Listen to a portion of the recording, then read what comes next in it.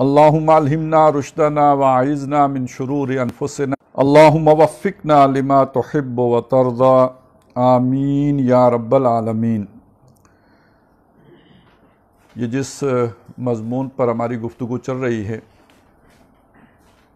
کہ تزکیہ نفس کے حوالے سے جو تصوف میں مختلف تصورات آئے ہیں، پر جو ہماری گفتگو پچھلی دفعہ ہم نے خضر کا ذکر کیا تھا، اور خضر کا جو ذکر قرآن مجید میں آیا ہے وہ آیا ہے سورہ کاف میں، کہ حضرت موسیٰ علیہ السلام نے ایک سفر کیا اور اس سفر میں ان کی ملاقات ایک ایسے شخص سے ہوئی۔ یہ سفر اسپیشلی اسی سے ملاقات کے لیے ہوا تھا، کوئی حادثہ نہیں تھا۔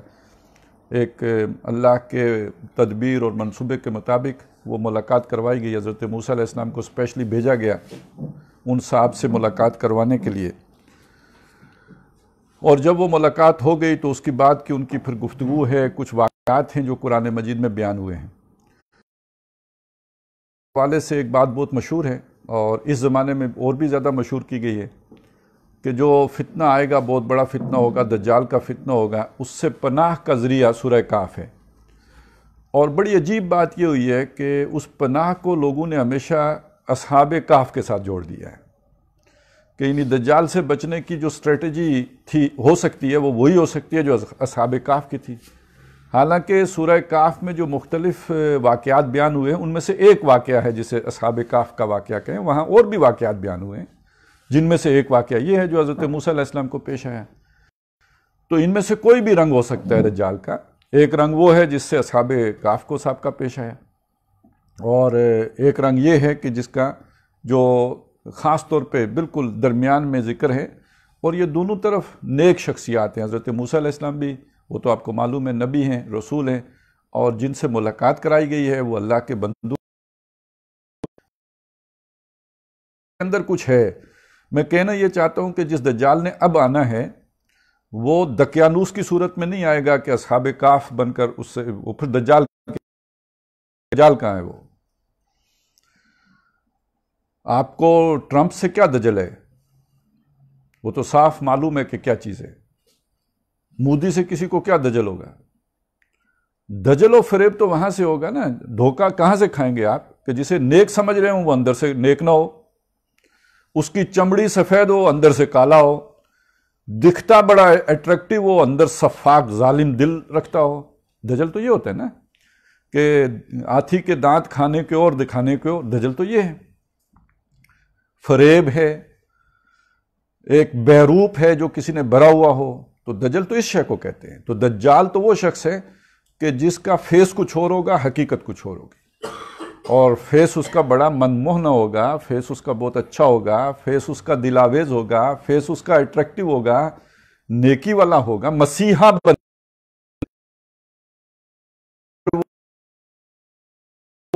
اور اندر سے وہ خود بہت بڑا ایک نیا ظلم توحید کی سطح پر، شرک اللہ ظلم و عظیم، خود رب بن کر آ رہا ہوگا۔ ایک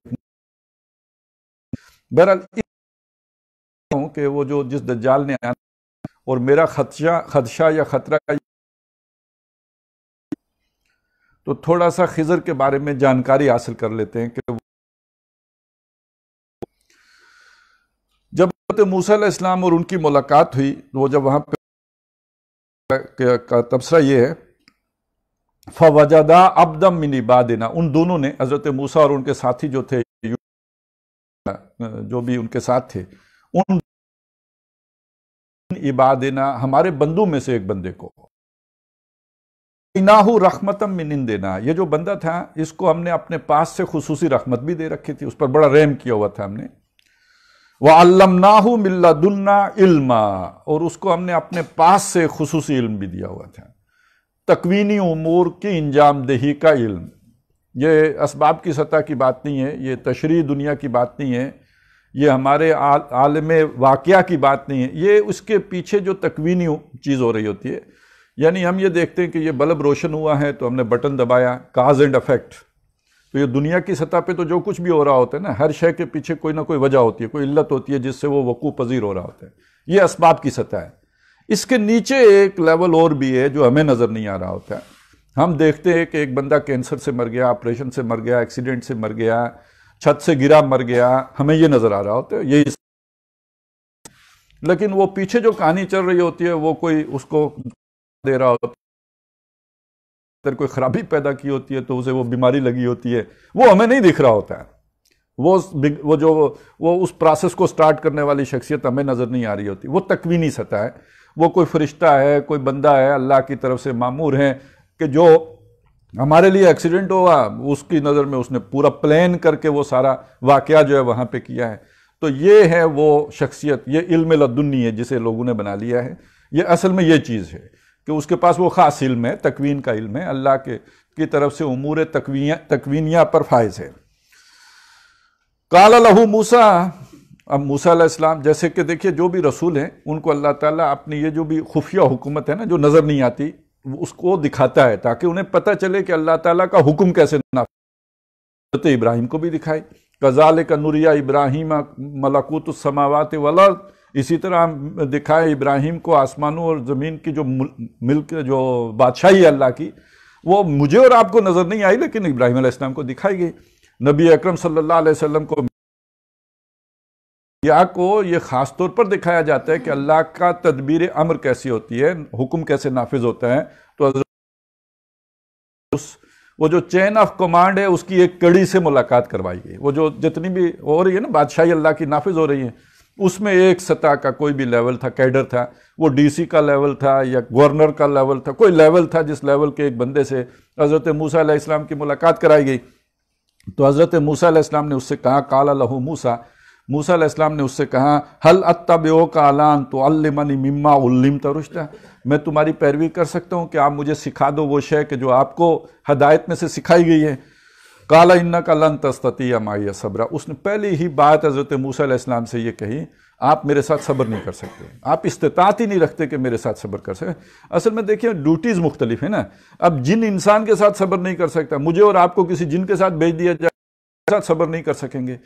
تو ہم فرشتہ بہت اچھی جو ہے وہ اللہ تعالیٰ کی مخلوق ہے، لیکن ہمیں کسی فرشتے کے ساتھ پکا رکھ دیں تو ہم تو کہیں گے یار کوئی شیطانی مل جائے تو اچھا ہے، کم از کم کوئی تھوڑا بہت لائٹ موڈ، وہ تو بڑا سیریس آدمی ہے، نہ وہ اس میں کوئی ہنسی کھیل ہے نہ کچھ ہے۔ تو اپنا اپنا مزاج ہے، اپنے اپنے معاملات، عادی ہے عالم اسباب کا۔ تو یہ جب سارے پوشیدہ حقائق اس کے اوپر عیاں ہو جائیں تو وہ پھر یعنی اس وقت جو اس کا ظرف ہے، ظرف ذہنی، وہ اس میں سما نہیں سکتی وہ بات، وہ اس کے بس سے باہر ہو جائے گا۔ وہ کہتے ہیں نا کسی نے جا کے حضرت سلیمان علیہ السلام سے کہا جی کہ مجھے ذرا آپ یہ مختلف پرندوں کی اور یہ جو حیوانات ہیں ان کی بولی سکھا دیں۔ انہوں نے کہا یہ علم تمہیں فائدہ نہیں دے گا، اس کا تمہیں بڑا نقصان ہوگا۔ تو بہرحال وہ تو ایک لمبا واقعہ میں سنا نہیں سکتا، لیکن یہ میں بتانا چاہ رہا ہوں کہ سارے علوم جو ہیں، علم بڑی اچھی شے ہے لیکن سارے علوم انسان کو فائدہ نہیں دیتے، بہت ساری چیزیں وہ ہیں جو ہمارے لیے کاؤنٹر پروڈکٹیو ہیں، نقصان دہ ہوں گی۔ تو اس بنیاد پہ انہوں نے کہا کہ جناب آپ میرے ساتھ زیادہ عرصہ صبر نہیں کر سکتے، میرے بڑے الٹے سیدھے کام ہیں اور وہ میری جاب ہی یہی ہے، لیکن یہ آپ کے بس کی بات نہیں ہے۔ اچھا ویسے یہ جتنے بھی خفیہ والے ہوتے ہیں نا، ان کو اپنے بارے میں زوم یہی ہوتا ہے، یہ ایک خضری کا مسئلہ نہیں ہے، سارے خفیہ والوں کا یہی معاملہ ہوتا ہے، اسپیشل برانچ والے ہوں یا کوئی اور ہوں، وہ یہی سمجھتے ہیں کہ بھئی یہ جو کچھ ہم کر سکتے ہیں نا یہ کسی دوسرے کی بس نہیں ہے، اس کا ظرف ہی نہیں ہے کہ یہ اس کا تحمل کر سکے۔ اب ظاہر ہے جناب وہ کہیں ریل ٹکرا دی، کہیں پتہ نہیں کیا، کہیں فسادات کرا دیے، اس کے پیچھے ان کی کیا کیا پلاننگیں ہوتی ہیں، کہیں 9/11 کرا دیا، یہ عام آدمی کے بس کی بات تو نہیں ہے نا، یہ تو خضر ہی کر سکتے ہیں۔ تو اب یہ ہے وہ دجل، آپ سمجھئے نا، یہ جو اللہ کی طرف سے مامور ہے اس کام پر، وہ یہ کرے تو وہ تو اللہ نے اسے آرڈر کیا نا، میں اور آپ اٹھ کے ایسا کوئی کام کر دیں کہ اس کا الٹیمیٹلی جا کے یہ فائدہ ہوگا، یہ ہمارا اختیار نہیں ہے، یہ ایک فریب میں ہم مبتلا ہو گئے ہیں۔ تو یہ ہمارے یعنی اب آپ کو لگا نا، پتہ لگا کہاں سے نکلے گا دجال، جہاں پہ یہ سوچیں پہلے سے پائی جاتی ہیں۔ تبھی وہ ایک دفعہ کعبے کی چھت پر چڑھ کے اللہ اکبر کہہ کے پھر آئین کو پاؤں تلے روند کے پھر بھی کہتے ہیں ہمیں بڑا اضطراب ہے جناب، آپ نے اس کو کیوں پھانسی دے دی، کیونکہ ہم تو اس کام پر مامور ہیں جس کو چاہیں رگڑیں۔ کہ یہ خضر صاحب جو ہے نا، یہ کام، وہ خضری کام سارے یہ ان کے ذمہ ہیں، تو یہ سارے خفیہ والوں کا یہی ہے۔ وَكَيْفَ تَصْبِرُ عَلَىٰ مَا لَمْ تُحِطْ بِهِ خُبْرًا، اور تم صبر کیسے کر سکتے ہو جس شے کے بارے میں تمہیں خبر ہی نہیں ہے؟ یعنی تمہارے ان حواس کی گرفت میں آ ہی نہیں سکتی، جو میرے کام ہے وہ تم صبر کر ہی نہیں سکتے ان کے اوپر۔ قال ستجدنی انشاءاللہ صابرا، حضرت موسیٰ علیہ السلام نے کہا کہ اگر اللہ نے چاہا تو آپ مجھے صبر کرنے والا پاؤ گے، ولا عاصی لک امرا، میں آپ کو ڈس اوبے نہیں کروں گا، میں آپ کے حکم کی نافرمانی نہیں کروں گا۔ فن تلک، اچھا جی معاہدہ ہو گیا، چل پڑے، ساتھ چلے، حتیٰ اذا رکبا فی السفینہ، یہاں تک کہ دونوں ایک کشتی پہ سوار ہوئے، فخرقھا، اس نے توڑ دی، اس نے کشتی جو ہے اس کو جو ہے وہ مطلب کوئی تختہ شخصہ توڑ، کوئی ڈنڈ ڈال دیا، کوئی اس کا نقصان کر دیا۔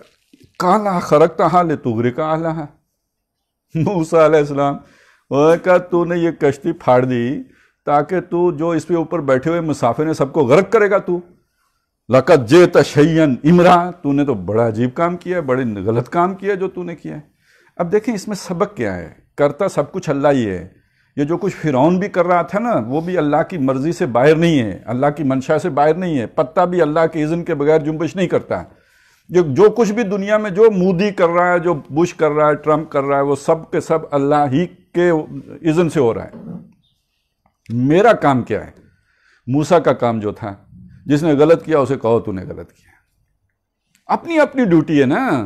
خضر کی ڈیوٹی وہ ہے جو کشتی پھاڑو، جو کرو، بندہ مارو۔ موسیٰ کی ڈیوٹی یہ ہے کہ جو غلط کام ہے اسے غلط کہو۔ وہ اسی لیے ہمارے ایک مولوی صاحب اللہ تعالیٰ سے بڑے خفا ہو گئے، انہوں نے کہا کہ یہ حسین کو تو نے مارا ہے، خامخواہ یزید کے متھے لگا رہے سارے۔ وہ کہ گور شاہی ہے کہ کیا بلا ہے، جو ایک کوئی فوت ہو گیا کہ زندہ ہے پتہ نہیں، اس نے تو اس پہ بڑا جو ہے نا اللہ تعالیٰ کے ساتھ گلے شکوے کیے، گلے شکوے بڑی غصے والے گلے شکوے، وہ علامہ اقبال والا جواب شکوہ نہیں، مطلب وہ واقعی والے شکوے کیے۔ تو بہرحال جو سمجھ جائے اس لیول پہ جا کے پھر وہ اللہ پہ غصہ ہو رہا ہوتا ہے۔ تو اصل مسئلہ کیا ہے؟ دنیا امتحان کے لیے بنائی ہے، یہ ساری پلاننگ اللہ کی ہے، جو کچھ بھی ہو رہا ہے کوئی بھی اللہ کے قدرت سے باہر نہیں ہے۔ تو ہمیں اللہ نے شریعت کا پابند کیا ہے، جو غلط کرے گا ہم اسے غلط کہیں، اس میں ہماری نجات ہے، اس میں ہم اپنے امتحان میں جو ڈیوٹی ہمیں تفویض کی گئی تھی اس میں ہم پورے اتریں گے۔ وہ بڑا پیارا ویسے منظر ہے جو اس نے نا دنیا کو ایک سٹیج سے تعبیر کیا، وہ جو رائٹر ہے انگلش، کیا نا، شیکسپیئر ہے، اس نے جو ہے نا بڑا یہ صحیح ہے، بس جب سٹیج ہے، ڈرامہ ہے، تو اس ڈرامے میں اپنا اپنا رول ہے، چوکیدار کا اپنا ہے، چپراسی کا اپنا ہے، بادشاہ کا اپنا ہے، اور جس نے اپنا رول اچھا پلے کیا وہ اچھا، اس نے اچھا پرفارم کر لیا، وہ ایوارڈ ملے گا اسے۔ جس نے اپنا رول اچھا پلے نہیں کیا تو وہ نقصان میں جائے گا۔ بادشاہ ہو سکتا ہے اسے ایوارڈ نہ ملے، چپراسی کو مل جائے، کیونکہ اس نے اپنا رول صحیح پلے کیا۔ تو میرا رول اور جو ہے نا خضر کا رول، اس کا فرق ہمیں معلوم ہونا چاہیے، یہ چیزیں کلیئر ہونی چاہیے، مجھے کیا ڈیوٹی دی گئی ہے جو میں نے پرفارم کرنی ہے، اور کیا ڈیوٹی خضر کی ہے جو اس نے پرفارم کرنی ہے۔ تو کوے کو ہنس کے چال چلنے کی کوئی ضرورت نہیں ہے، وہ اپنی چال چلے جو اس کو جس پہ اپوائنٹ کیا گیا ہے۔ تو موسیٰ علیہ السلام، وہ تو غیرت جو ہوتی ہے رسول کی، انہوں نے کہا یہ کیا کیا تو یہ جو ہے وہ بندے مارنا چاہتا ہے۔ قال الم اقل انک لن تستطیع معی صبرا، تو اس نے کہا کہ میں نے کہہ نہیں دیا تھا کہ تم میرے ساتھ صبر نہیں کر سکو گے۔ قال لا تؤاخذنی بما نسیت، موسیٰ علیہ السلام نے کوئی زیادہ معذرت شاذت نہیں پیش کی، میں نے کہا مجھ سے مواخذہ نہ کرو اس بات پر جو میں بھول گیا ہوں، بھول گیا، نسیان ہو گیا، مجھے یاد ہی نہیں رہے۔ وَلَا تُرْهِقْنِي مِنْ أَمْرِي يُسْرًا، اور میرے معاملے میں زیادہ سختی نہ کرنا، یعنی بالکل سیدھی سیدھی بات ہے، ہاتھ ہولا رکھو، میری اپنی دنیا ہے، تمہاری اپنی دنیا ہے، تو اپنے معیار پر مجھے نہ پرکھو، میرے معاملے میں ذرا اتنی سختی کا معاملہ نہ کرنا۔ فَانْطَلَقَا، پھر چل پڑے، حَتَّىٰ إِذَا لَقِيَا غُلَامًا، یہاں تک کہ جب ان دونوں نے ملاقات کی ایک لڑکے سے، فَقَتَلَهُ، اس نے اس کو قتل کر دیا۔ قَالَ قَتَلْتَ نَفْسًا زَكِيَّةً بِغَيْرِ نَفْسٍ، موسیٰ علیہ السلام نے پھر کہا تو نے ایک جان مار دی بغیر کسی بدلے کے، بغیر کسی وجہ کے، بے سبب، یعنی وہ قاتل نہیں ہے، وہ یعنی بالکل بے گناہ تم نے اس کو قتل کر دیا۔ لَقَدْ جِئْتَ شَيْئًا نُكْرًا، تم نے بڑا منکر کام کیا ہے، بڑے گناہ کا کام کیا ہے، جس سے طبیعت انکار کرتی ہے، تم نے ایسا کام کیا ہے۔ قَالَ أَلَمْ أَقُل لَّكَ، اب اس نے براہ راست موسیٰ علیہ السلام سے کہا، پہلے تو کہا تھا نا الم اقل، میں نے کہہ نہیں دیا تھا، اب اس نے میں نے تم سے نہیں کہا تھا، انک لن تستطیع معی صبرا، کہ تو ہرگز میرے ساتھ صبر نہیں کر سکے گا۔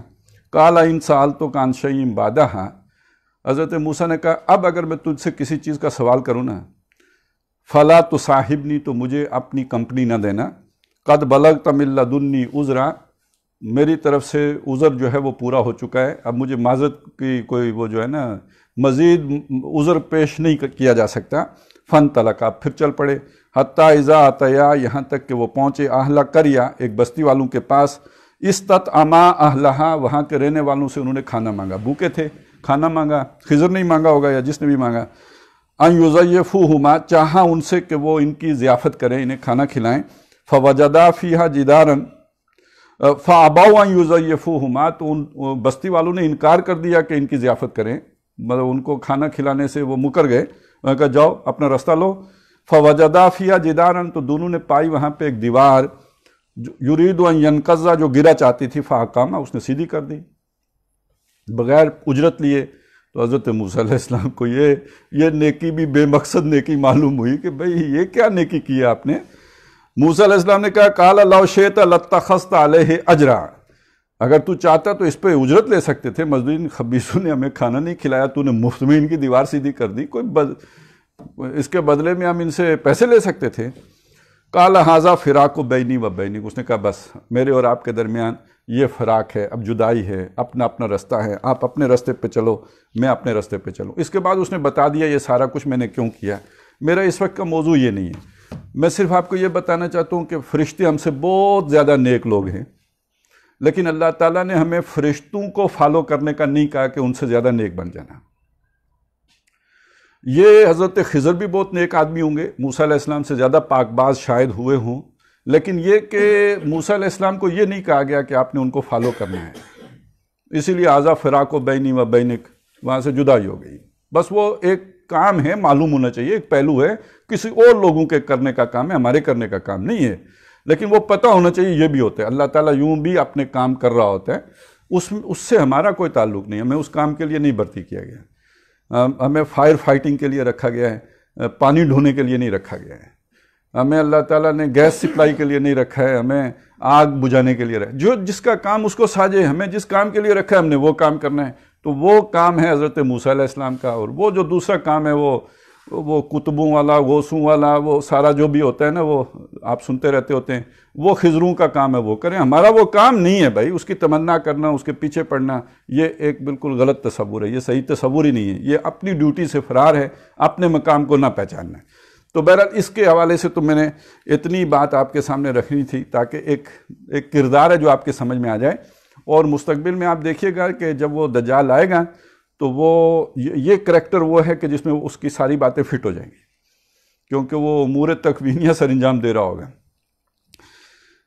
اب جو میں آپ کو سنانا چاہتا ہوں، میں نے پچھلی دفعہ آپ سے کہا تھا کہ تو انہی موضوعات سے ملتی جلتی احادیث ہیں، اور یہ مجھے خوش قسمتی سے ایک ہی جگہ پہ اکٹھی مل گئی تھی، ویسے تو یہ اس سے زیادہ ہیں، بعد میں نے جب دیکھا تھا ان ابواب میں بہت زیادہ ہیں، لیکن یہ کہ اس موضوع کی تقریباً جتنی بھی ضروری احادیث تھیں وہ ایک کتاب میں جمع کر دی گئی تھی، اور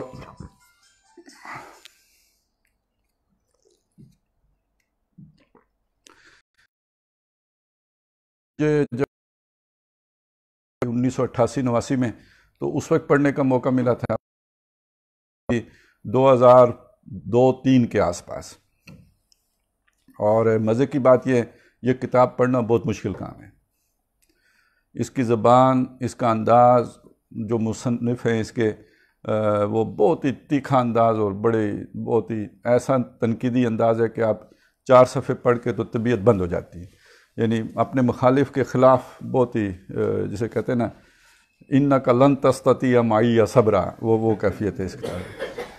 اور کتاب لکھی ہے ایک بریلوی نے، اور لکھی ہے بنیادی طور پر تبلیغی جماعت کے خلاف، اور تبلیغی جماعت کو بریکٹ کیا ہے یہ جو سعودی عرب اور یہ جو وہ جسے نجدی تحریک کہتے ہیں، وہ سارا ان کا وہ بیک گراؤنڈ اگر آپ ذہن میں ہو تو دانت پیستے ہوئے، تو اس کے آخر میں یہ ایک چیپٹر ہے جس میں وہ احادیث ہیں، وہ ساری مجھے مل گئیں، تو اس نے تو ہوئے تھے، لیکن یہ کہ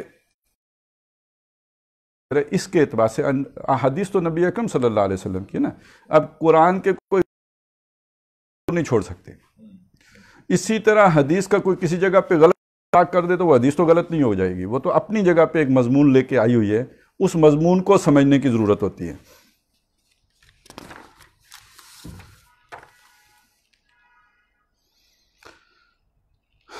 اب آئیں سر جی، پہلی حدیث یہ حضرت عبداللہ ابن عمر رضی اللہ تعالی عنہما سے امام بخاری نے یہ حدیث نقل کی ہے۔ یہ دعا فرمائی ہے۔ اب یہ وہ مشہور، آپ کو معلوم ہے نا، وہ دعا کی، وہاں پہ کوئی نجدی بیٹھا ہوا تھا، اس نے کہا جی ہمارا نجد، حضور نے منہ موڑ لیا، پھر دوسری دفعہ کہا، پھر حضور صلی اللہ علیہ وسلم نے اس سے جو ہے نا وہ چہرہ انور پھیر لیا، پھر تیسری دفعہ حضور نے کہا یمن اور اس شام کی برکت ہو، تو پھر کہا ہمارا نجد، تو نبی صلی اللہ علیہ وسلم نے فرمایا نجد سے تو شیطان کا، نجد فتنوں کی جگہ ہے۔ اور یہ تو اب حدیث ہے، اسے سب مانتے ہیں، سعودی بھی مانتے ہیں، عراقی بھی مانتے ہیں، سب مانتے ہیں اس کو، اور بریلوی بھی مانتے ہیں، وابی بھی مانتے ہیں، دیوبندی، ظاہر ہے بخاری شریف کی حدیث ہے۔ تو پھر آگے ان کی نظر میں، یہ جو جنہوں نے یہ کتاب مرتب کی ہے، ان کی نظر میں نجد وہ ہے جو ریاض اور یہ جو سارے علاقہ ہے، یہ نجد ہے۔ اور آپ اگر کسی سعودی عالم سے پوچھیں، کسی اہل حدیث عالم سے پوچھیں، تو نجد عراق میں واقع ہوگا۔ تو اصل میں نجد تو ابری ہوئی جگہ کو کہتے ہیں، نجدین، تو نجدین ابری ہوئی، جو مطلب تھوڑا ابار۔ تو یہ جو پورا علاقہ ہے نا سعودی عرب کا، جو بھی ریاض وغیرہ بھی اس میں شامل ہے، اور عراق تک چلا جاتا ہے، یہ سارا علاقہ نجد کا علاقہ ہے۔ نہ صرف اسے سعودی عرب کے ساتھ، اسے عراق کے ساتھ خاص کرنا چاہیے، یہ پورے کا پورا علاقہ وہ ہے جو نجد کا علاقہ ہے۔ اور اس کے بارے میں یہ جان لیجئے کہ نبی صلی اللہ علیہ وسلم کے دور میں بھی یہاں مسائل رہے ہیں، اور وہ شخص کے جس نے حضور سے فرمایا تھا نا اے دل یا محمد، اے محمد، تو اس شخص کے بارے میں بھی یہ کہا جاتا ہے کہ، اور نبی صلی اللہ، اس میں بہت ساری حدیث وہ ہیں کہ جس میں نبی صلی اللہ علیہ وسلم نے یہ بات کہی تھی، چونکہ اس کے بارے میں کہا گیا اسے قتل نہ کر دوں، ایک صحابی نے کہا میں اسے قتل نہ کر دوں، حضور نے فرمایا کہ نہیں، اس کی پشت سے، اس کی نسل سے قیامت تک ایسے لوگ پیدا ہوتے رہیں گے جو اس جیسا رویہ رکھیں گے۔ یعنی اچھا، یہ اب آپ سمجھ لیجئے کہ جو لوگ کہتے ہیں نا گستاخ، اس کے پیچھے فلسفی کیا ہے؟ یعنی ایک ایسا بے ادب شخص جس نے نبی صلی اللہ علیہ وسلم سے عدل کرنے کا تقاضا کر دیا، مطالبہ کر دیا، تو ایسے لوگ ہر دور میں پیدا ہوتے رہیں گے۔ اچھا، یہ وہ حدیثیں ہیں اصل میں ساری کی ساری، جن کو لے کر ہمارے طاہر القادری صاحب نے ایک پوری کتاب مرتب کر دی ہے ابھی، وہ خوارج والی، یہ جو انہوں نے نیا ایک نصاب بھی بنایا نا، وہ کینیڈا میں بیٹھ کے جو کتابیں لکھی ہیں، تو ان حدیثوں پر انہوں نے ایک کاؤنٹر نریٹو والا بلڈ کر دیا۔ انہوں نے ساری جہادی تحریکوں کو، اقامت دین کی تحریکوں کو، سب کو خوارج بنا کے ان حدیثوں کے ساتھ فٹ کر دیا۔ ظاہر ان صاحب نے، جن کی میں کتاب کا حوالہ دے رہا ہوں، انہوں نے تبلیغی جماعت تک پہنچائی تھی بات، تو انہوں نے پھر اس سے آگے بڑھا کر ہم سارے سمجھ لیجئے کہ جتنی بھی جہادی کوششیں ہو رہی ہیں، ان سب کو اسی اے دل یا محمد والے کے ذیل میں رکھ کر سب کو خوارج بنا کے پیش کر دیا ہے۔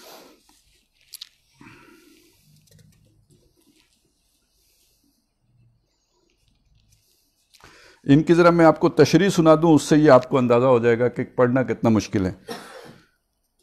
کہ کہتے ہیں عام طور پر قرن الشیطان کا ترجمہ شیطان کی سینگ کیا جاتا ہے، لیکن دیوبند کے مصباح اللغات میں اس کا ترجمہ شیطان کی رائے کا پابند بھی کیا گیا ہے۔ وہ کہتے ہیں کہ انہوں نے اس کا ایک ترجمہ یہ کیا، شیطان کا سینگنا بھی ہو، جو شیطان کی رائے کا پابند ہے، اس کی چلنے والا ہے، تو وہ بھی گویا قرن الشیطان ہی ہے۔ بہرحال اس حدیث سے معلوم ہوا کہ نجد خیر و برکت کی جگہ نہیں بلکہ فتنہ اور شر کی جگہ ہے، کیونکہ رحمت للعالمین کی دعائے خیر معلوم ہو جانے کے معنی یہ ہیں کہ ہمیشہ کے لیے اس خطے پر شقاوت اور بدبختی کی مہر لگ گئی، اب وہاں سے کسی خیر کی توقع رکھنا تقدیر الہی سے جنگ کرنا ہے۔ دوسری بات یہ معلوم ہوئی کہ وہاں کی خاک سے کوئی ایسا شخص ضرور اٹھے گا جو شیطان کی رائے کا پابند ہوگا، یا جس طرح سورج کی پھیل جانے والی پہلی کرن کو کرن الشمس کہتے ہیں، اسی طرح شیطان کا فتنہ بھی وہاں سے سارے جہان میں پھیل جائے گا۔ اشارہ محسوس یہ ہے کہ نجد و حجاز کا اٹلس سامنے رکھیے تو آپ کو واضح طور پر نظر آئے گا کہ نجد کا علاقہ مدینہ منورہ کے بالکل مشرقی سمت میں واقع ہے، مدینے سے سرکار مدینہ نے جن الفاظ میں اس سمت کی طرف اشارے کیے ہیں وہ ایک وفادار مومن کو چونکا دینے کے لیے کافی ہیں۔ اس سے اندازہ ہوتا ہے کہ نگاہ رسالت پناہ میں نجد کا فتنہ امت کے لیے کس درجے ہولناک اور ایمان شکن تھا۔ بہرحال یہ ساری انہوں نے جو بھی اپنی ایک وہ اس میں ایک دوسری حدیث میں بھی یہی جو مضمون آیا ہوا ہے، اور اسی میں ایک انہوں نے حدیث جو ہے نقل کی عبداللہ ابن عمر رضی اللہ تعالیٰ عنہما کی روایت ہے، یہ مسلم شریف میں آئی ہوئی ہے، کہ بیان کرتے ہیں کہ حضور اکرم صلی اللہ علیہ وسلم نے مشرق کی طرف رخ کر کے فرمایا کہ فتنہ یہاں سے اٹھے گا، فتنہ یہاں سے اٹھے گا، فتنہ یہاں سے اٹھے گا، جہاں سے شیطان کی سینگ نکلے گی، یعنی وہی اسی علاقے کی طرف۔ اور پھر انہی حضرت عبداللہ ابن عمر رضی اللہ تعالیٰ عنہما سے مسلم شریف میں ایک اور روایت نقل کی گئی ہے کہ بیان کرتے ہیں کہ ایک دن حضور صلی اللہ علیہ وسلم حضرت عائشہ رضی اللہ تعالیٰ عنہا کے حرم سے باہر تشریف لائے اور مشرق کی طرف اشارہ کرتے ہوئے فرمایا کہ کفر کا مرکز یہاں ہے جہاں سے شیطان کی سینگ نکلے گی۔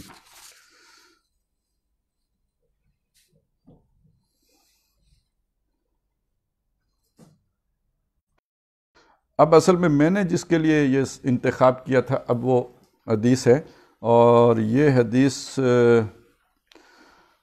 اس کا مضمون بڑا عجیب ہے، یہ ذرا اس کو سمجھ لیجئے۔ فرمایا کہ کچھ لوگ مشرق کی سمت سے ظاہر ہوں گے جو قرآن پڑھیں گے، لیکن قرآن ان کے حلق کے نیچے نہیں اترے گا۔ وہ لوگ دین سے ایسے نکل جائیں گے جیسے تیر شکار سے نکل جاتے ہیں، پھر وہ دین میں پلٹ کر نہیں آئیں گے یہاں تک کہ تیر اپنے کمان کی طرف لوٹ آئے۔ ان کی خاص علامت سر منڈانا ہوگی۔ اچھا، یہ جو بات یہاں مثال دی گئی ہے، یعنی تیر جب نکل جاتا ہے تو واپس تو نہیں آتا ہے، یعنی یہ وہ مثال ہے جیسے اسے کہتے ہیں تعلیق بالمحال، یعنی اس چیز کے ساتھ کسی شے کو جوڑ دینا جو ہو ہی نہیں سکتی۔ ہمارے محاورے میں کہتے ہیں نہ نومن تیل ہوگا نہ رادہ ناچے گی۔ اور قرآن مجید نے ایک محاورہ بیان کیا ہے کہ وہ جنت میں نہیں جا سکتے حتیٰ یلج الجمل فی سم الخیاط، جب تک کہ اونٹ سوئی کے ناکے سے نہ گزر جائے، یعنی نہ کبھی سوئی کے ناکے سے اونٹ گزر سکتا ہے نہ وہ کبھی جنت میں جا سکتے ہیں۔ اور اس حدیث میں کہا گیا کہ وہ تیر کمان سے جو نکل گیا ہو، جیسے وہ واپس کمان میں نہیں آ سکتا، اسی طرح یہ لوگ واپس دین کی طرف نہیں آ سکتے حالانکہ قرآن پڑھتے ہوں گے۔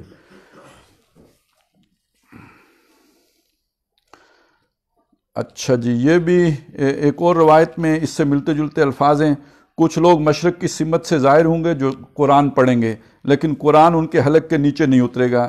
جب ان کا ایک گروہ ختم ہو جائے گا تو وہیں سے دوسرا گروہ جنم لے گا، یہاں تک کہ ان کا آخری دستہ دجال کے ساتھ اٹھے گا۔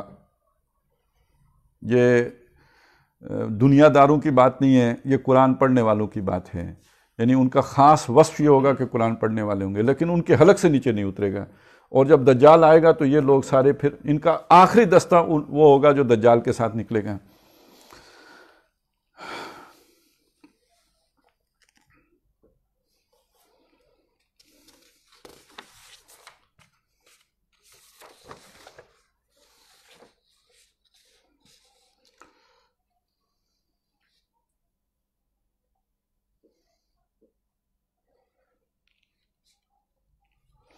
اچھا، یہ مشکات شریف میں حضرت ابو سعید خضری رضی اللہ تعالیٰ عنہ سے ایک روایت ہے کہ وہ کہتے ہیں کہ ہم لوگ حضور انور صلی اللہ علیہ وسلم کی خدمت میں حاضر تھے اور حضور مال غنیمت تقسیم فرما رہے تھے کہ ذوالخویسرہ نام کا ایک شخص جو قبیلہ بنی تمیم ہونے والا تھا آیا اور کہا، اے اللہ کے رسول انصاف کرو۔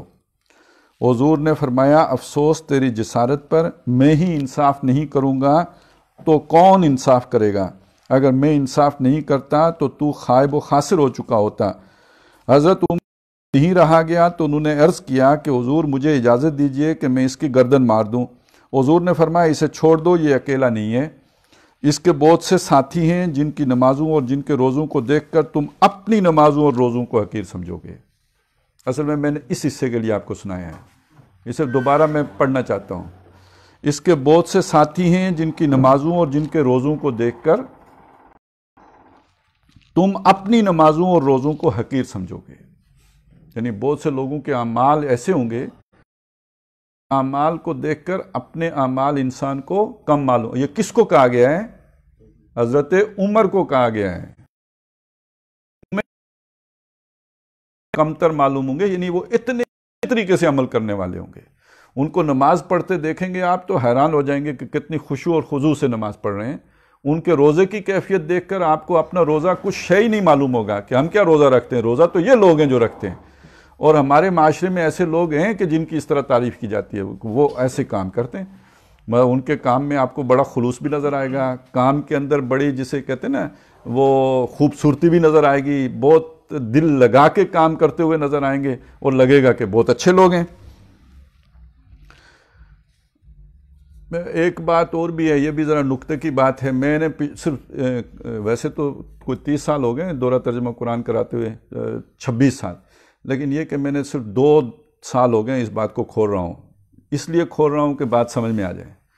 یہ بات سمجھ لیجئے کہ سورہ محمد صلی اللہ علیہ وسلم میں نبی صلی اللہ علیہ وسلم کو یہ بات کہی گئی ہے کہ آپ منافقین کو ان کے بات کرنے کے ڈھب سے پہچان لیتے ہیں، بلکہ ان کے چہروں سے پہچان لیتے ہیں. فَلَا عَرَفْتَهُمْ بِسِيمَاهُمْ اور وَلَتَعْرِفَنَّهُمْ فِي لَحْنِ الْقَوْلِ. آپ انہیں پہچانتے ہو ان کے چہروں سے اور ان کے بات کرنے کے ڈھب سے انہیں پہچان لیتے ہو.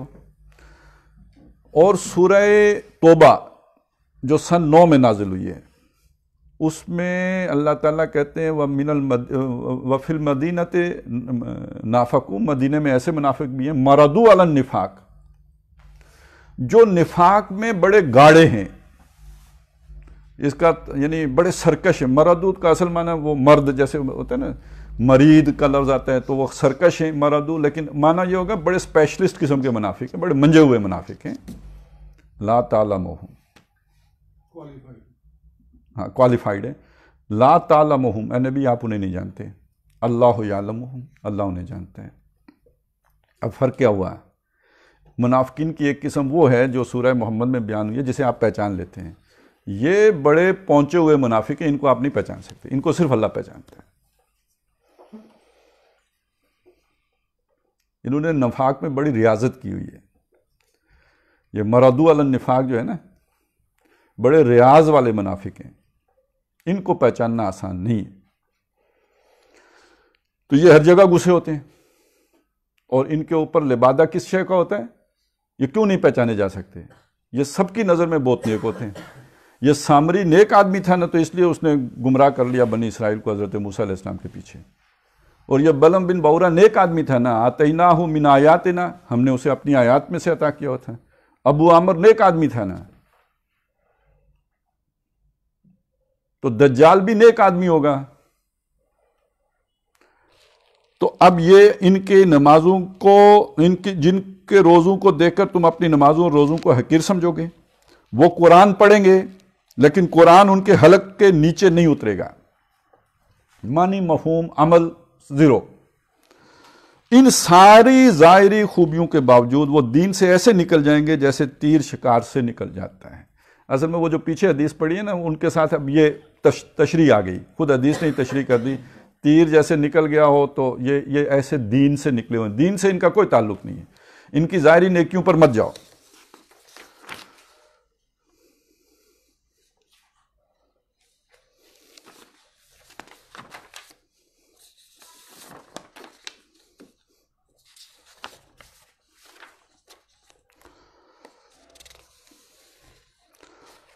اچھا جی، اب یہ بھی مشکات شریف کی حدیث ہے. اس میں وہ بتاتے ہیں کہ ایک شخص آیا جس کی آنکھیں دھنسی ہوئی تھی، پیشانی ابری ہوئی تھی، داڑھی گھنی تھی، دونوں گال پھولے ہوئے تھے، سر منڈا ہوا تھا.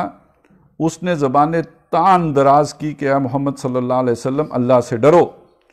حضور نے فرمایا میں ہی نافرمان ہو جاؤں گا تو اللہ کی فرما برداری کون کرے گا؟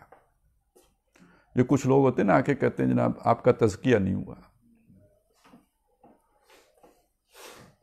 فلانا شخص جو ہے وہ اس کا باطن ابھی سنورا نہیں ہے. تو ایسے نیک لوگ حضور کے دور میں بھی تھے جو آ کے حضور سے کہتے تھے اللہ سے ڈرو. یہ آج کے کوئی نئے نویلے ایسے نیک لوگ نہیں ہیں.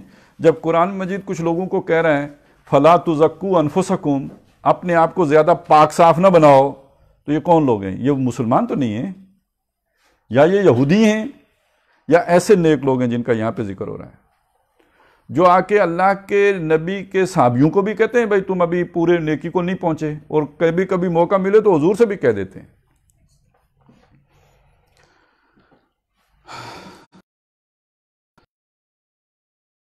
اللہ امین بنایا ہے لیکن تم مجھے امین نہیں سمجھتے. اسی درمیان میں ایک صحابی نے اس کے قتل کی اجازت چاہی، حضور نے انہیں روک دیا. جب وہ شخص چلا گیا تو فرمایا کہ اس کی نسل سے ایک جماعت پیدا ہوگی جو قرآن پڑھے گی لیکن قرآن اس کے حلق کے نیچے نہیں اترے گا. وہ دین سے ایسے نکل جائیں گے جیسے تیر شکار سے نکل جاتا ہے. وہ مسلمانوں کو قتل کریں گے اور بت پرستوں کو چھوڑ دیں گے.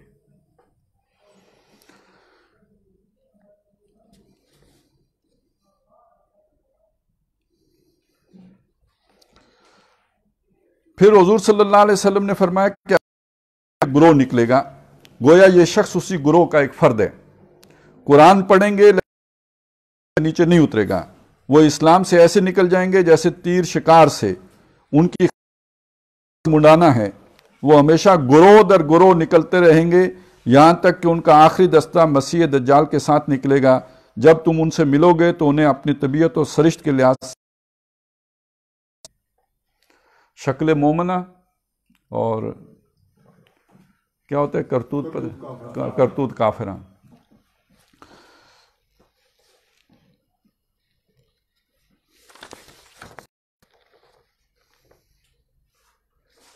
یہ حضرت ابو سعید خضری رضی اللہ تعالیٰ عنہ ایک روایت بیان کرتے ہیں کہ نبی اکرم صلی اللہ علیہ وسلم نے ارشاد فرمایا کہ میری امت میں اختلاف و تفریق کا واقع ہونا مقدر ہو چکا نہیں کرنی ہے. مطلب یہ تو تقدیر ہے، یہ تو نہیں ٹلے گی. پس اس سلسلے میں ایک گروہ نکلے گا جس کی باتیں بظاہر دل فریب و خوش نما ہوں گی. یہ نوٹ کرنے کی بات ہے، جس کی باتیں بظاہر دل فریب اور خوش نما ہوں گی لیکن کردار گمراہ کن اور خراب ہوگا. یہ قرآن مجید میں یہ باتیں خوبصورت کرنا جو ہے زخرف القول غرورا، قول کا زخرف سنہری پن، یعنی بات بڑی سنہری لیکن ہے دھوکہ، ڈسپٹیو بات، لیکن الفاظ کا چناؤ بہت ہی اعلیٰ عمدہ، یعنی دل مو لینے والا انداز گفتگو لیکن جو ہدف ہے وہ گمراہ کن. تو یہ اقوال زرعی کن لوگوں کے ہوتے ہیں؟ اقوال زرعی، ایک اقوال زرعی حکمت برے ہوتے ہیں، ایک اقوال زرعی الفاظ آپ کو بڑے زرعی نظر آئیں گے، اس کے معنی معلوم کرنے کی کوشش کریں تو کچھ بھی نہیں ہوگا. قابل صد مبارک ہیں وہ لوگ جو فنا جئیں اور بقا کے جذبے سے مریں. الفاظ کیسے ہیں؟ اور اگر ایسے میں کم از کم دن میں ایسے 4 جملے بول دوں تو آپ روز میری محفل کیا کریں گے. باقی سمجھ آپ کو بھی کچھ نہیں آئے گی، کچھ مجھے بھی نہیں پتا کہ کیا مطلب ہے اسے.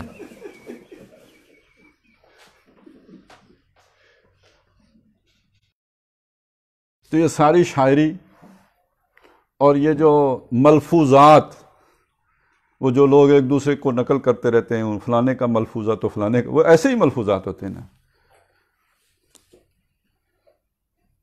جن کی باتیں بظاہر دل فریب اور خوشنما ہوں گی لیکن کردار گمراہ کن اور خراب ہوگا. قرآن پڑھیں گے لیکن قرآن ان کے حلق سے نیچے نہیں اترے گا. دیکھیں مولانا مودودی رحمۃ اللہ علیہ نے ایک بات رکھی ہے کہ قرآن مجید سمجھ اسے آئے گا جو تحریکی زندگی بسر کر رہا ہوں. اس کا ایک ہدف ہے نا، نبی اکرم صلی اللہ علیہ وسلم کی سیرت کی کتاب ہے قرآن، اور اس سیرت کا بنیادی عنصر کیا ہے؟ هو الذی ودین الحق لیظہرہ علی الدین کلہ. جو اس کام میں ہی نہ لگے وہ سیرت کیا سمجھے گا اور قرآن کیا سمجھے گا؟ وہ سورہ فلق اس لیے پڑھے گا کہ وہ گانٹھوں پر پھونکنے والیوں سے بچ جائے گا، سورہ ناس اس لیے پڑھے گا کہ وسوسہ سے بچ جائے گا، وہ سورہ واقعہ اس لیے پڑھے گا کہ قرض اتر جائے گا، سورہ یاسین اس لیے پڑھے گا کہ وہ جو بڈھا مردہ نہیں ہوتے کو جان چھڑ جائے گی. اس نے ہدایت کے لیے تو کبھی پڑھنا ہی نہیں ہے. سارے کا سارے جو فضائل قرآن ہوں گے وہ یہی ہوگا، یہ آیت پڑھنے کا اتنا نفع ہے، یہ سارے ایک تاجرانہ ذہنیت کے ساتھ قرآن پڑھ رہا ہوگا. اور یہ دم کرنے سے جو ہے نا پیٹ کا درد ٹھیک ہو جاتا ہے، اور یہ دم کرنے سے کان میں مروڑ اٹھنا بند ہو جاتا ہے، اور یہ پڑھ کے پھونکنے سے دشمن کا منہ کالا ہو جاتا ہے، اور یہ پڑھنے سے حفاظت ہو جاتی ہے. تو قرآن ان کاموں کے لیے تو نہیں آیا تھا. پڑھیں گے تو صحیح. اب یہ والا قرآن حلق سے نیچے تو نہیں اترتا بھائی. اور اس میں پھر جب بندہ وہ خا اور ہا ہی نکالنے میں پڑ گیا، اب وہ آئین نکلتا ہے تو معلوم ہوتا ہے کہ میزائل لانچر سے فائر ہوا ہے.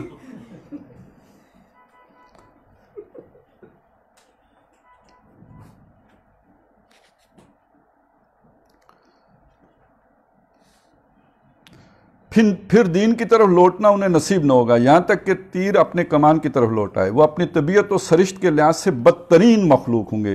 آپ ذرا ان لوگوں کے ساتھ ڈیل تو کر کے دیکھیے نا، معاملات میں تو پڑھ کے دیکھیے. پھر ان کی ساری نیکی کا جو ہے نا وہ لبادہ وہ میک اپ کی طرح اتر جائے گا. وہ لوگوں کو قرآن اور دین کی طرف بلائیں گے، حالانکہ دین سے ان کا کچھ بھی تعلق نہ ہوگا. جو ان سے جنگ کرے گا وہ خدا کا مقرب ترین بندہ ہوگا. فرمایا ان کی خاص پہچان کیا ہوگی یا رسول اللہ صلی اللہ علیہ وسلم؟ فرمایا سر منڈانا.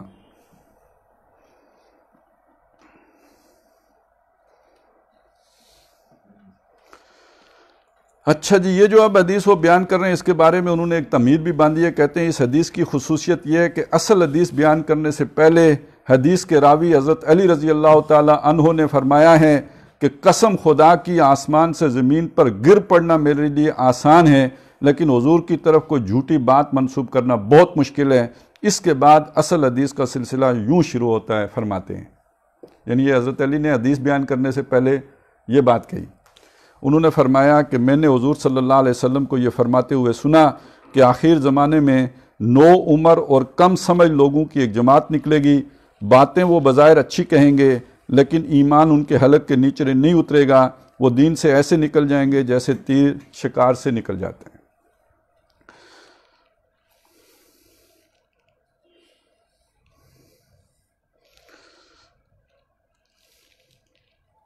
اچھا جی، یہ ابو نعیم نے یہ حدیث بیان کی ہے کہ نبی اکرم صلی اللہ علیہ وسلم نے فرمایا کہ آخر زمانے میں کیڑے مکوڑوں کی طرح ہر طرف ملانے پھوٹ پڑیں گے، یعنی جن کی ظاہری شکل و صورت دینداروں والی ہوگی یہ لوگ پھوٹ پڑیں گے. پس تم میں سے جو شخص وہ زمانہ پائے تو اسے چاہیے کہ وہ ان سے خدا کی پناہ مانگے. اور یہ آپ تقریباً اکثر و بیشتر یہ کسی ایک جماعت کا معاملہ نہیں ہے. یہ ہوتی ہیں اصل میں. دیکھیں جیسے کسی کے دل میں بادشاہ بننے کی خواہش ہوتی ہے، جیسے کسی کے دل میں دولت مند بننے کی خواہش ہوتی ہے، ایسے ہی کچھ دل ہوتے ہیں جن میں صاحب کرامت ہونے کی خواہش ہوتی ہے. مجھ سے کوئی ایسی مطلب بغیر بیٹھے بیٹھے اشارہ کروں اور بتی جل جائے، اور اشارہ کروں اور بتی بجھ جائے، تو یہ بھی تو ایک بندے کو پیڈسٹل پہ بٹھا دیتی ہے نا یہ شے. تو اتنا تو دولت سے شہرت نہیں ملتی جتنی کہ کسی صوفی صاحب کی اس طرح کے معجزے کے نتیجے میں شہرت ہو جاتی ہے. کریا کریا، بستی بستی، ملک ملک. یہاں تو ایسے حضرات ہیں کہ جو یہاں پاکستان میں بیٹھ کے انگلستان میں دم کرتے ہیں، فیس آن لائن وصول کرتے ہیں موبائل پہ. اور شف آرام ہویا ہی. ہاں پھونک بھی جاتی ہے، ہوا کے دوش پہ جائے یا جو بھی جس طرح بھی جائے جاتی ہے، پھونک بھی جاتی ہے.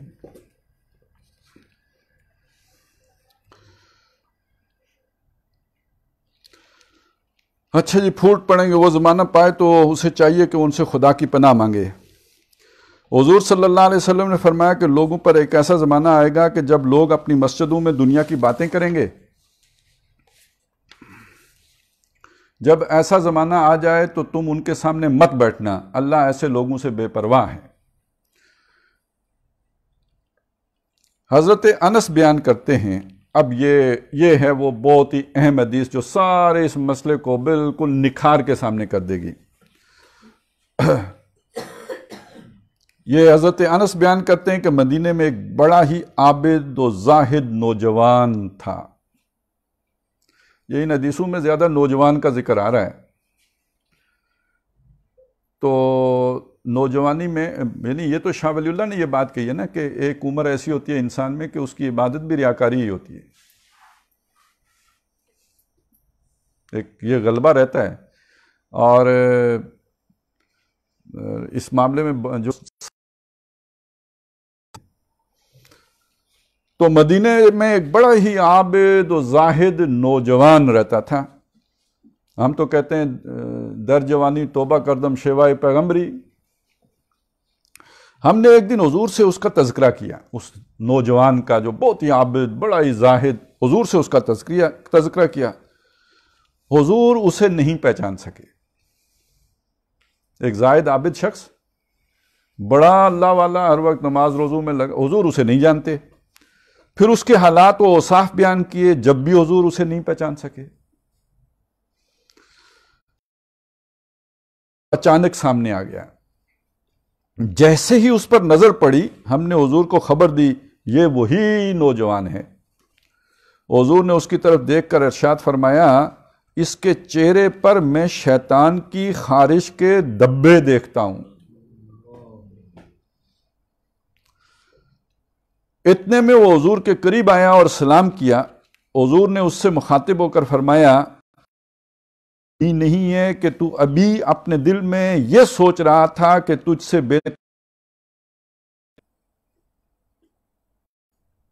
آگئی بات سمجھ میں؟ اور وہ اپنے دل میں اپنے آپ کو شیخ سمجھ لیتے ہیں اور وہ دوسروں کا تزکیہ کرنا شروع کر دیتے ہیں.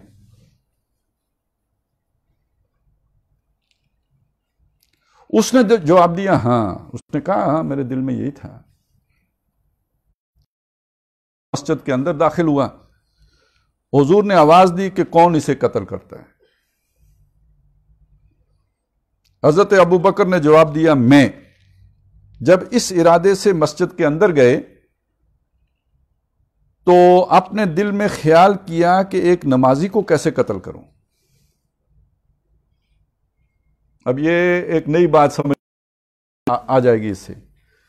حضور کہہ رہے ہیں جو شارعین ہیں، جو اللہ کی طرف سے مامور ہیں، وہ پوچھ رہے ہیں کون قتل کرے گا.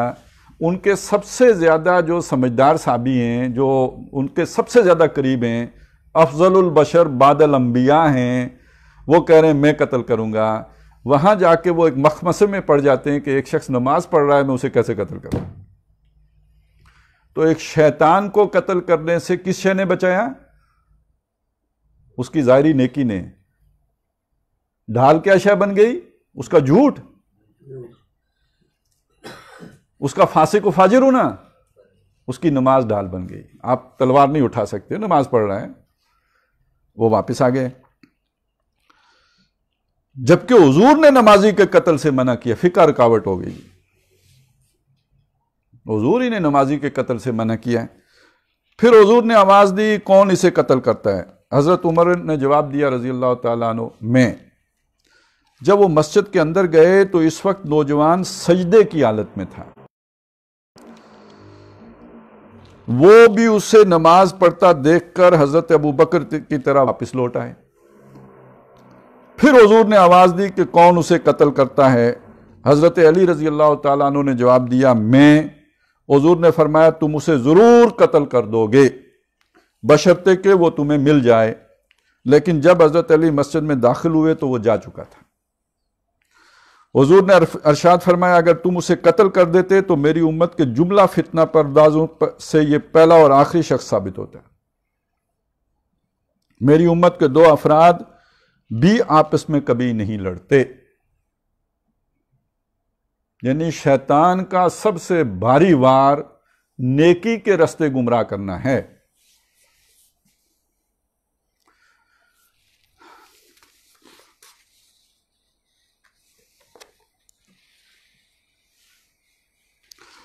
اچھا جی، اب اس کے بعد انہوں نے اپنی باقی تشریحات وغیرہ کی ہوئی ہیں، اس سے ہمیں کوئی اتنی غرض نہیں ہے. لیکن بہرحال اب یہ جو حدیثیں سامنے آئی ہیں، یہ تو آپ جب پڑھیں گے اگر تو بہت سی اور حدیثیں بھی آپ کو اس مضمون کی مل جائیں گی، جو تو چنیدہ ہیں نا، جو نکال کے چھانٹ کے لے کے آئے ہیں ہم۔ سب سے بڑا دجل بنتا ہے، جو سب سے بڑا وہ نیکی بنتی ہے، اور وہ نیکی کہ جو انسان کو یہ اسے افضل ہو گیا ہوں، بہتر ہو گیا ہوں، مجھ سے بہتر اب کوئی بھی نہیں ہے، میں بہت اچھا ہو گیا ہوں، تو معلوم ہوا کہ اس کے اندر وہ دجل پوری طرح جو ہے نا وہ شیطنت سوار ہو چکی ہے، لیکن لوگ اس کی ظاہری نیکی سے دھوکہ کھا رہے ہوتے ہیں۔ اب کتنا ہم متاثر ہو جاتے ہیں کہ اس کا چہرہ بڑا نورانی ہے، اس کے ماتھے پر وہ نمازوں کے بنا بھی لیتے کرتے ہیں، وہ رگڑ رگڑ کے بنا بھی لیتے ہیں۔ تو یہ جو اپنے آپ کو زیادہ کوچنے مانجنے کا عمل ہے نا، اس کوچنے مانجنے کے عمل میں اصل فرائض سے بھی جو ہے وہ اس طرف توجہ بھی نہ رہے، وہ جو کبائر الاسم میں ان میں آدمی مبتلا ہو رہا ہو، اور چھوٹی چھوٹی مچھر چھان رہا ہو، اونٹ نگل رہا ہو، تو یہ وہ کیفیت ہے کہ جو اصل میں اس باطن کو ظاہر کر رہی ہوتی ہے۔ تو اس حوالے سے جو بات سمجھنی ہے وہ یہ ہے کہ اصل دین پھر کیا ہے۔ یہ تو لوگ جسے ہم دین سمجھ رہے ہیں، دین کا ظاہر، اس کی رسم، اس کے یہ معمولات جو ہمیں شریعت کے نظر ان کی اپنی اہمیت ہے، اسی وہ اللہ کی محبت ہے، اللہ کے رسول کی محبت ہے، وہ اللہ کی رضا کے لیے جو ہے وہ بے غرض ہونا۔ یہ نہیں کہ جناب اللہ کی رضا کا مطلب یہ ہے کہ آدمی اپنی مشہوری کی کوشش کر رہا ہو، کہے میں اللہ کی رضا کے لیے کر رہا ہوں، تو یہ تو اللہ کی رضا نہیں ہے۔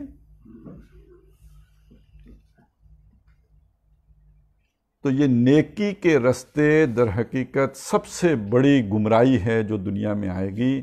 اب وہ حضرت علی نے اسے قتل کر دینا تھا، انہیں ملا ہی نہیں، لیکن حضرت ابو بکر اور حضرت عمر اسے کیوں نہیں قتل کر سکتے؟ اور یہی حضرت علی ہیں جن سے وہ حدیث بھی ہے، وہ جو قرآن مجید کی عظمت والی، اور اس یعنی وہ جس میں آتا ہے نا کہ ایک فتنہ ہوگا، کیا ہوگا؟ جب حضرت علی نے پوچھا تو جواب دیا کتاب اللہ، اللہ کی کتاب ہوگی۔ تو معلوم ہوا کہ سیف راستہ، محفوظ راستہ، بچت کا راستہ، نجات کا راستہ وہ قرآن مجید جو بتا رہا ہے وہ ہے۔ یہ جو دائیں بائیں سے سارے راستے آئے ہیں جس میں زیادہ بندہ نیک ہو جاتا ہے، یہ رستے در حقیقت وہ درست رستے نہیں ہیں۔ اور وہ جو ہم نے پڑھا تھا، امین حسن اصلاحی نے واقعات لکھے تھے کہ وہ لوگ جو سمجھتے ہیں کہ آدمی جب اس کا تزکیے کا ایک لیول ہو جاتا ہے تو اس کے علم لدنی والی جب کھڑکی کھل جاتی ہے تو وہ اللہ کو یعنی معرفت اسے ویسی حاصل ہو جاتی ہے، اس کا احاطہ ویسے کر لیتا ہے جیسے وہ شے ہے، بالکل اس طرح اس کی پہچان حاصل ہو جاتی ہے۔ تو یہ وہ دجل اور فریب میں مبتلا ہو جاتا ہے یا نہیں؟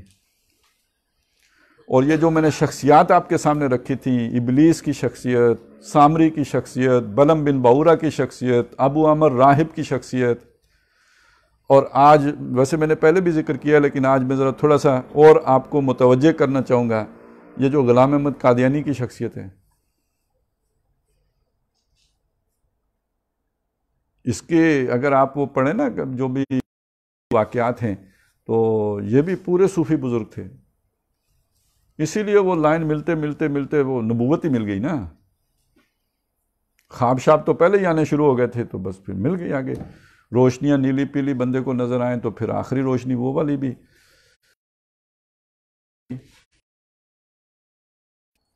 تو یہ محفوظ رستہ نہیں ہے، یہ خضر والا جو رستہ ہے نا یہ محفوظ نہیں ہے۔ موسیٰ علیہ السلام بھی اسے چھوڑ کے آ گئے تھے، اور محفوظ رستہ وہ ہے جو محمد رسول اللہ صلی اللہ علیہ وسلم نے اعلانیہ سب کو دیا ہے، جو اپنے سابق میں چھوڑا ہے، اور جو الحمدللہ اللہ نے محفوظ کر دیا، ہم تک پہنچ گیا، وگر آج گم ہو چکی ہوتی۔ تو بہرحال ان چیزوں کو سامنے رکھتے ہوئے ٹھیک ہے، جس کو اللہ ہمیں آپ کو نیک نظر آئے تو بے شک نیک ہو، ہمیں اس پر کوئی فتویٰ لگانے کی بھی ضرورت نہیں ہے کہ اسے خارجی بنائی کے چھوڑیں اور دجال بنائی کے چھوڑیں، لیکن ہم نے فالو کس کو کرنا ہے؟ اس شخص کو نہیں کرنا ہے۔ اس فرد کو نہیں، اس کا معاملہ اللہ کے سپرد ہے، وہ اسے نمٹ لے گا جب نپٹے گا۔ ہمارا معاملہ یہ ہے کہ اللہ کی کتاب محمد رسول اللہ صلی اللہ علیہ وسلم کی سنت و سیرت، اس کو رہنما بنا کر چلیں۔ اقول قولی ھذا واستغفر اللہ لی ولکم ولسائر المسلمین۔